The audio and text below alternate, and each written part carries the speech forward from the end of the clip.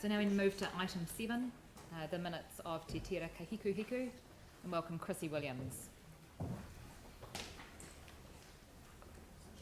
Thanks so much for coming along, Chrissy. Thank you. It doesn't feel like it was 3 months ago, does it? No, flies by. Just thank you to Aidan for having those slides ready to go. And as I can I do Aidan or as I start presenting the minutes from the last 3 months, I just really want to acknowledge the staff that support us. So we have Brendan Winder here in this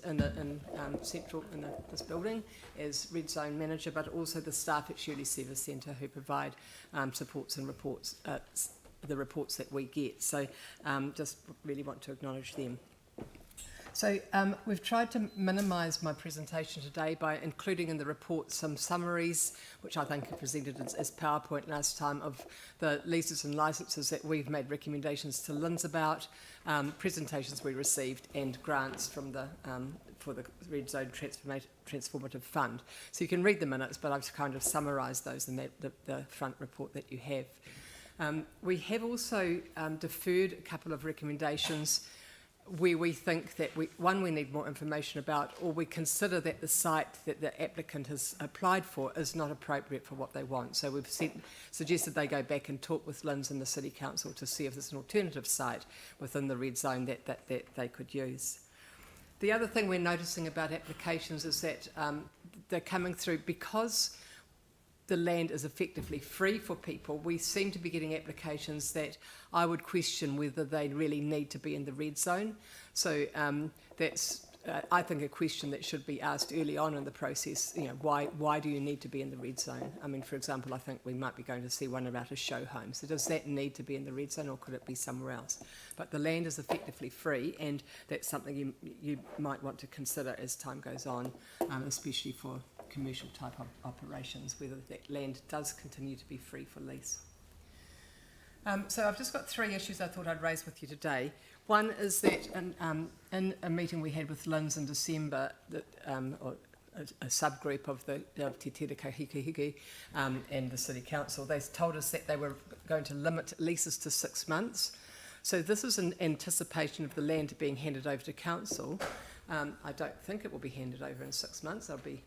I think we'll all be surprised if LINZ have got all the 29 bits of land ready to hand over. But what they are then saying is to people whose proposals are for longer than 6 months to go through to Council for their application. So 2 things I think arise from that. One is that the Council needs to be ready. You considered a policy in November for how Council will process applications, so that you've got the policy sitting there, but we need to make sure that the portal or whatever is used so that people can apply to Council and be considered for transitional and possibly permanent uses. So that needs to be ready. And there has been some discussion, I think, but I think it would be good to progress this, is that the Council negotiates with LINZ, maybe with the Minister, so that the decisions on transitional land uses can be taken from LINZ and delegated to the City Council for the next X months, because at the moment it's incredibly messy for proponents. They don't know whether to go to LINZ, they don't know whether to go to the Council. LINZ are really only considering transitional uses, though many of the applications are effectively permanent uses. So I think that may be underway, but I think it would be good to expedite that. The second item that's being discussed a lot with people in the community is around the long-term governance. So I know there's a lot of work happening on this, and some of us have been involved with discussions with staff and elected members, but it's unlikely to be in place before December, and maybe even take longer than that. So it's important that for your policy to work, that Te Tira Kāhikuhiku continues. The terms of reference did set it up for 3 years, but not all the appointments are in place for that. So I think you'll be receiving a report from staff on ensuring that. And because of the late start of the group, mostly because of COVID, the 2-year budget has only been partially spent.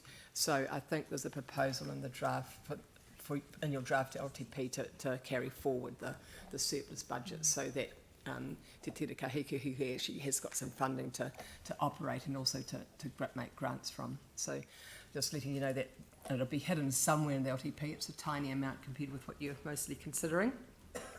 And I think just a reminder that, there's a lot of talk about the co-governance group, but for it to work, you're really going to have to consider and be willing to delegate decision-making to a charitable trust. And that, I know that will be really hard, but also to provide significant funding, to provide staffing and money for them to do some work. So it's not just setting up the co-governance group. There's a lot of sort of policy thinking and funding thinking to sit behind it. And then the last issue, and you should recall that the Greater Christchurch Regeneration Act 2016 was amended last year, but the parts that are relevant to regeneration plans and recovery plans will be revoked on the 30th of June this year. So when this Canterbury Earthquake Recovery Act moved across to the Greater Christchurch Regeneration Act in 2016, all the recovery plans in place were carried forward. So the Littleton Port Recovery Plan, the LERP, the Christchurch Central Recovery Plan, or whatever its name is, I always get the names wrong, the Cranford Basin Recovery Plan. So all those got carried forward, and since then the Otakaro Avon River Corridor regeneration has been developed under the Greater Christchurch Regeneration Act. You'll also be aware that under the regeneration plan, the provisions for the regen plan have been inserted into the Christchurch District Plan. So there's a section for the special purpose Otakaro Avon River Corridor in the district plan. So the district plan really does say what the regeneration plan is wanting to achieve, but just in thinking through this, I think council has accepted that, and looking at your submission to the amendment last year, is that you don't feel a need for those regeneration and recovery plans to continue because they have been inserted in the district plan mostly. But I think it would be really helpful for you and for us if the regeneration plan was somehow taken on board as a council. I don't know whether it's a policy strategy plan, your staff can work out what you would call it, but that all the work that went into this isn't lost, because the district plan, what's in the district plan is very sort of rules-based, whereas this is more about intent and visions and objectives. So I think that would be quite helpful, rather than trying to seek legislation to continue it, that you somehow take it on board as your plan. And you may want to think about some of the recovery plans. I don't know whether staff have done the analysis of if there's anything still useful in those that aren't in the district plan, that you might want to consider adopting some of those recovery plans as your plans as well. So, and that's probably getting a little bit outside my mandate, but having worked on these for the last X years, I think it's important that all the work that went into them isn't lost by the revocation of a Regeneration Act.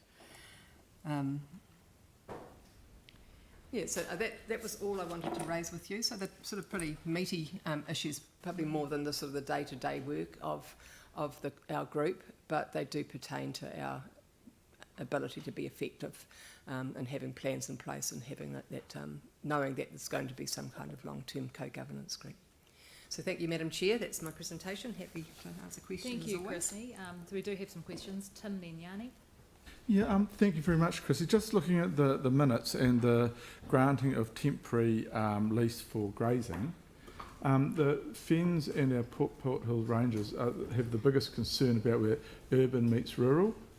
And so I just wonder in those lease agreements, and I know that only for a short time to May 2021 because of the hopefully the transfer, but if not, if there could be something in there just with regards to keeping the grazing down, because I know that our rangers are overgrazing at the moment to keep everything down and safe, and there doesn't seem, in the 4 points mentioned, there doesn't seem to be anything mentioned there. So I just wonder in the future if that could be of an issue that is. Well, you'll notice that we've also further down in those minutes we've agreed that any grazing applications in the Port Hills and anything other than in the Avon River Corridor really would be a staff delegation, so they won't even come to our group. Okay, yep. Because, we're talking about Avoca Valley mostly, where Yes. they've been. They're single site sections, and the staff have to put a huge amount into each report for Yeah. grazing.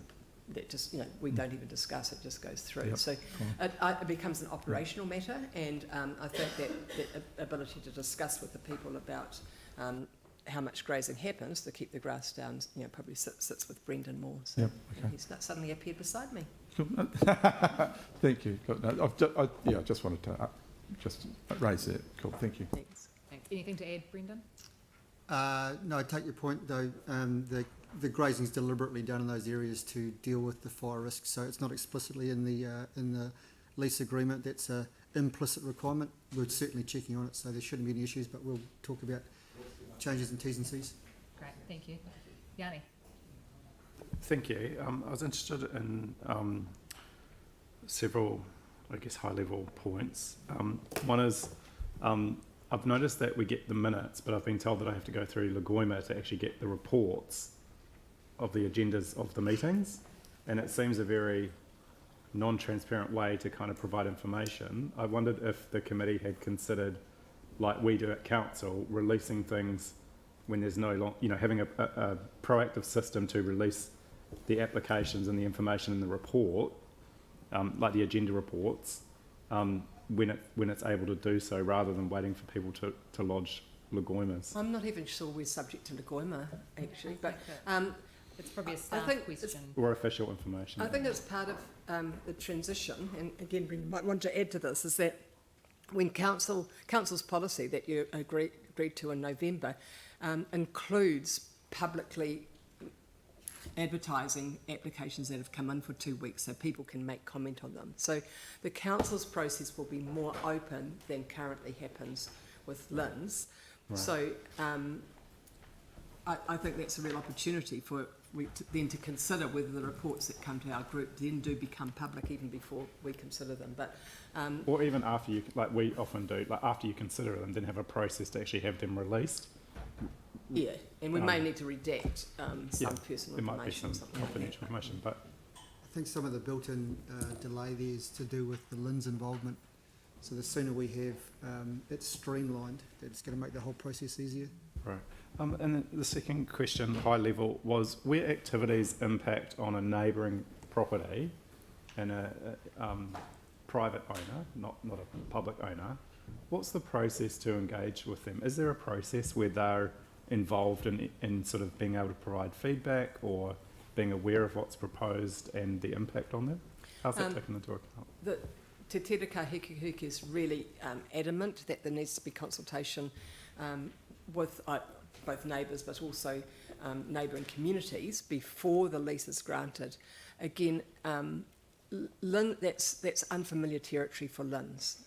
So again, once it comes over to council, I think that will be easier. We have had our staff have had discussions with LINZ about advising proponents about what kind of consultation would be necessary depending on the level of their application. Like some things are an event and some things are quite long term. So, but yeah, there's definitely that requirement. There's also the requirement about consultation with mana whenua, and we've got a hierarchy established with mana whenua for that, so that people don't have to go again if it's for something. So just to be clear, at the moment there's no requirement because it's LINZ, but when it comes to council there will be a requirement. In our recommendations, we usually try and say that there should be consultation before the lease is granted.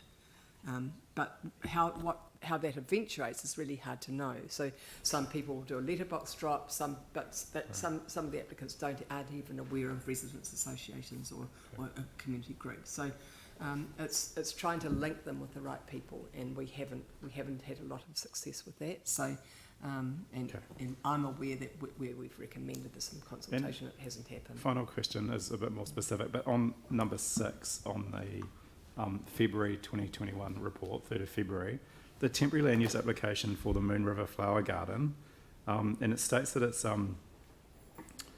that it doesn't fully align with the regeneration plan, and the initiative is commercial in nature. And then I noted there was quite a split in the vote. And then there's some discussion about the fence. Can you just kind of give us some sense of something like that, why that's been approved, and, you know, again, like with fencing going on to neighbouring property, what the process is. I don't know why the concern was raised about the fencing, but I was interested in that in terms of the people around it having some input and whether they did. So it's in the green spine, but it's right on the edge of the red zone, right on the edge of the green spine. It does require fencing for security reasons. So the split in the group was about one being in the green spine, and one about it being fenced and excluding public from that area, because those are really strong intents for most of the applications, you know, for most of the people in the group for the applications. This one went through because it was on the edge. It is of temporary nature. That land and the regeneration plan is set down as a stormwater management area, so it can't stay as a garden for the whole time. So it was because of knowing it was temporary that the consensus, well, it wasn't even a consensus in that stage. We couldn't reach consensus. The vote was that we did to continue with it. So there was quite a lot of community participation anticipated in the application, involving school groups and early childhood centres coming to the garden and doing things with flowers and things like that. So it wasn't just a commercial operation. And although it's called commercial, I would say it was probably it's not a not-for-profit, but it wouldn't have been making, you know, it wouldn't have been a really highly profitable venture. So and we try and work under consensus. It's 13 people. You know what it's like, Yanni, to try and find some kind of middle ground, especially when it's in the green spine, because we have quite, you know, we do have extreme views, but it felt that it was going to activate the area, and because it was on the edge, it felt it wasn't going to impact on people's access too much. And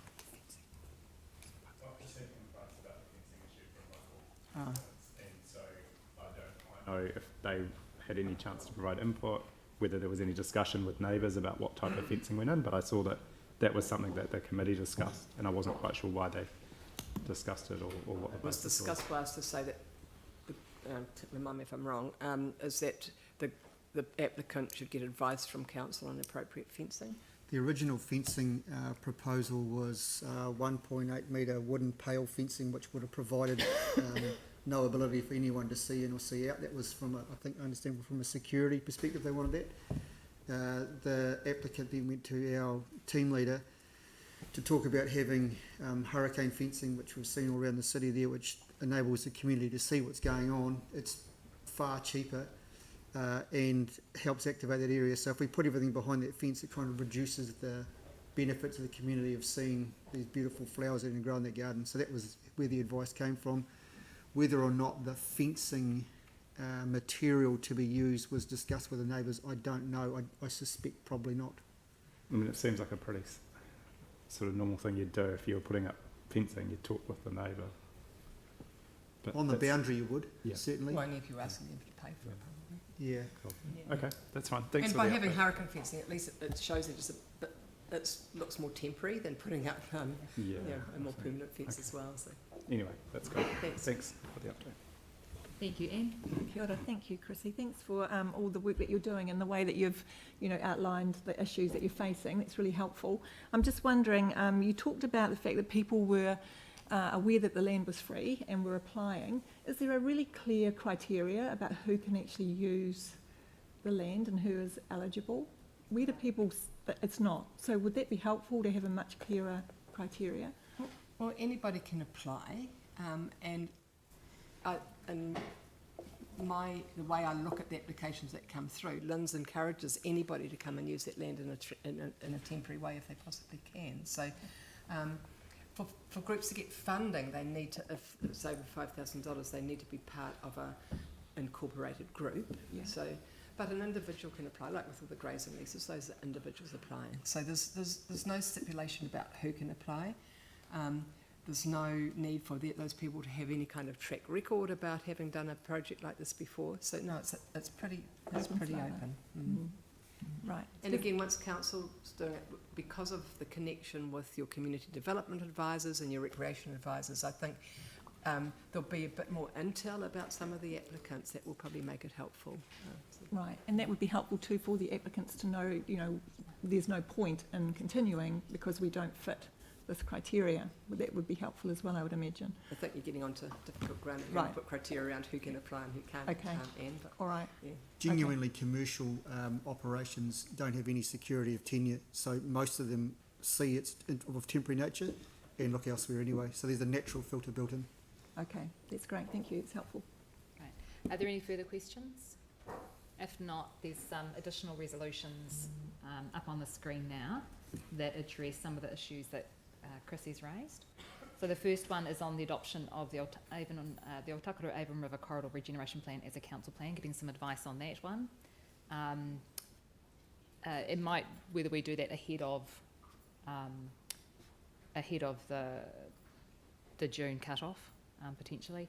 The transition plan and the work of the Tira Kāhikuhiku group, getting some advice on that, and working with LINZ to delegate decisions on transitional uses to the council ahead of the land transfers to make those processes consistent, make it much easier and clearer for both the group, the council and for the community to work through those processes.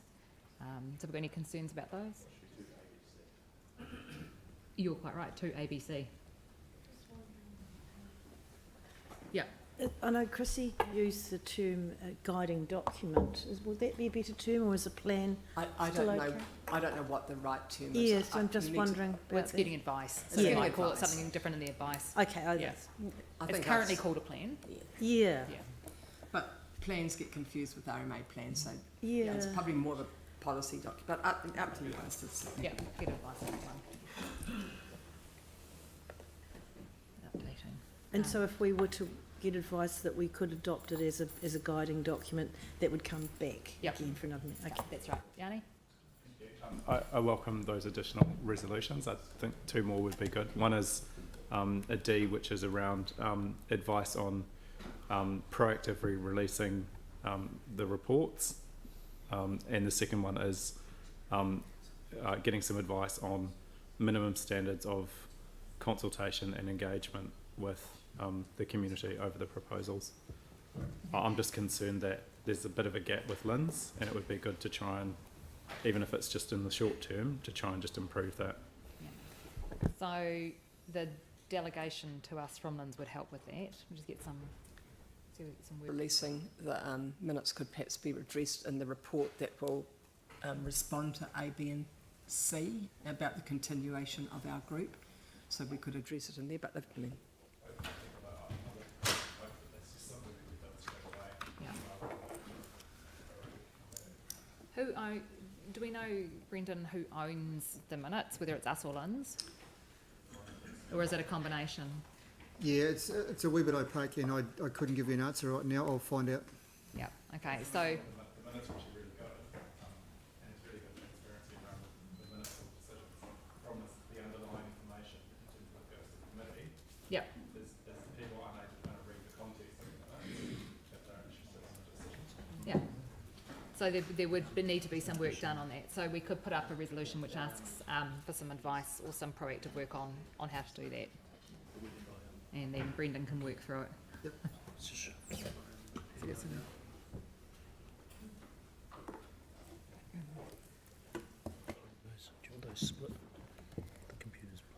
Oh, advice on. Leave that one out. Just put that one in. I think the delegation stuff should help with the.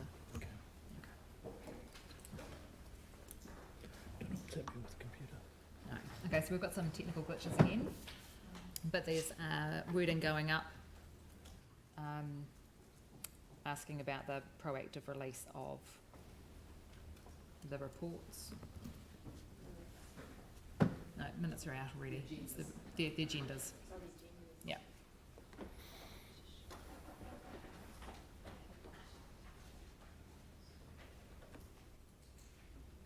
And and Yanni, the consultation stuff should be covered within the transition, the advice on the transition, and all of the work that's happening from now.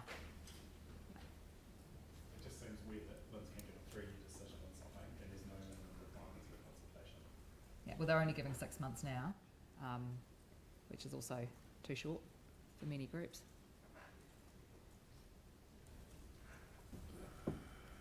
Chrissy, would it be worth us asking them to extend that if they're not willing to delegate? Would that be useful for your group? Okay. Yeah.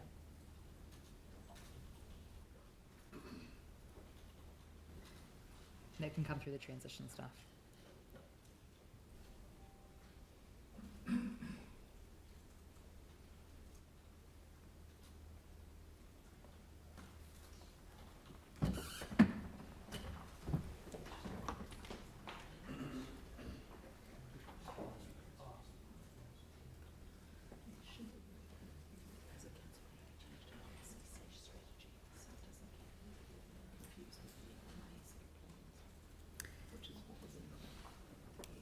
It's currently called a plan, but we may end up adopting it as a strategy or a... Yes, but that's one thing, if you're asking staff for advice, they won't, or if it's changed to policy strategy, which was in the PowerPoint.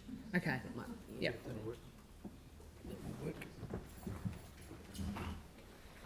Oh,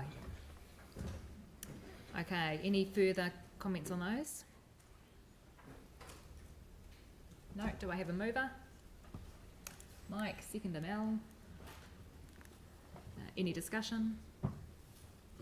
No, in that case I'll put those all in favour, please say aye. Aye.